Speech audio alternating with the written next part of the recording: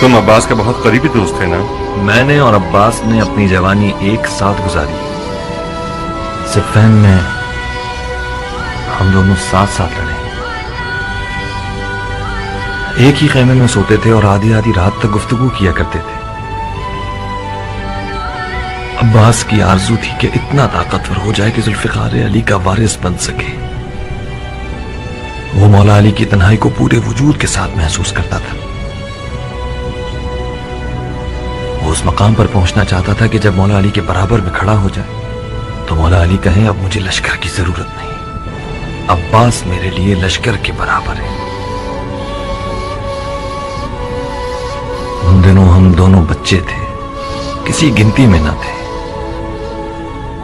अब्बास इस बात पर बहुत नाराज था, बिलाखिर बर्दाश्त न कर सका। एक दिन मेरे बाबा मालिक के सामने खड़ा हो गया और तन कर कहने लगा कि मालिक, आपको आज मुझे अपने साथ मैदान में ले जाना होगा। बाबा मुस्कुराए। अब्बास को मजीद गुस्सा आया और शेर की तरह गुर्राया कि मालिक, आप समझते हैं कि मैं कमतर हूं? मैं आपसे मुकाबले के लिए तैयार हूं, अगर मैं जीत गया तो मुझे अपने साथ ले जाइएगा। मेरे बाबा फिर मुस्कुराए। अब्बास चिल्लाया कि मालिक, मैं मजाक नहीं कर रहा कि आप मुस्कुराए जा रहे हैं। मेरे बाबा ने अपनी हंसी रोकी और जवाब दिया, अब्बास मेरी जान, मैं जानता हूं कि तुम बहुत अच्छा लड़ते हो, मगर तुम कमर बनी हाशिम हो। तुम्हें सिर्फ फैन की स्याह रातों पर चमकना होगा ताकि वो चांदनी रातें बन जाएं।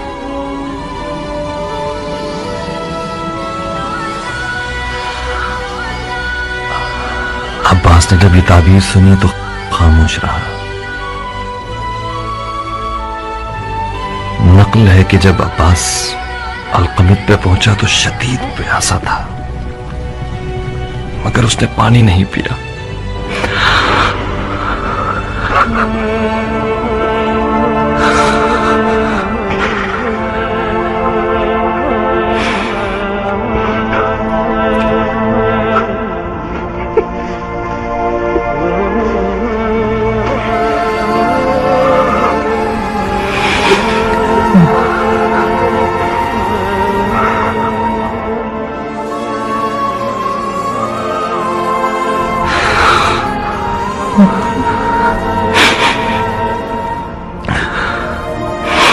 एक रात अब्बास पसीने में नहाया हुआ नींद से घबरा के उठा, बार बार अपने हाथों को और मुझे देखता था।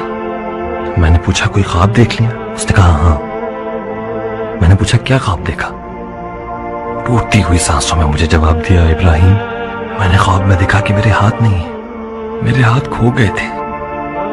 मैं अपने हाथों को ढूंढ रहा था कि अचानक मैंने गिद्ध के जैसा एक परिंदा देखा जिसकी चोंच में मेरे हाथ थे। वो मेरे हाथों को खाना चाहता था। मैंने उसे पत्थर से मारना चाहा, मगर मुझे ख्याल आया कि मेरे पास तो पत्थर उठाने के लिए हाथ नहीं।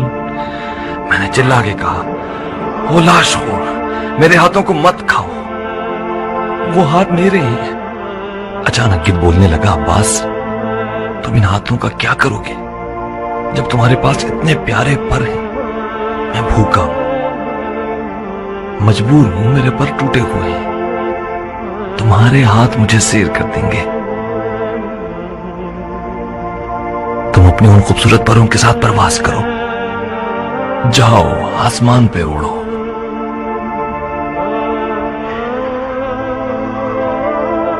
जब मैंने सुना कि अब्बास के हाथ काटे गए तो उसके उस रात वाले ख्वाब की हिकमत को समझ गया।